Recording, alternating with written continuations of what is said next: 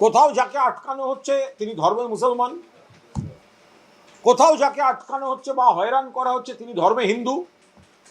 কুচবিহারে বা উত্তর বাংলার জায়গায় গিয়ে বলছে আমরা রাজবংশীদের পাশে, আর অন্য রাজ্যে গিয়ে রাজবংশীদের হয়রান করছে।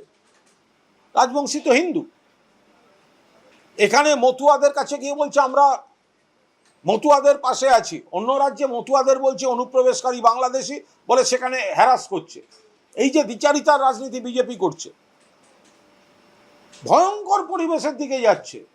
বাংলা ভাষী ভারতীয় তাদের যেভাবে হ্যারাস করা হচ্ছে একের পর এক।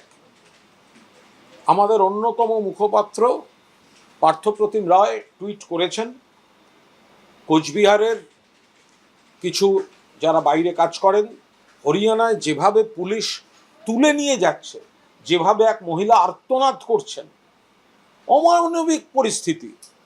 মাননীয় মুখ্যমন্ত্রী তো এরই প্রতিবাদ করছেন। বাংলা ভাষায় কথা বলা মানেই তো বিদেশি হতে পারে না।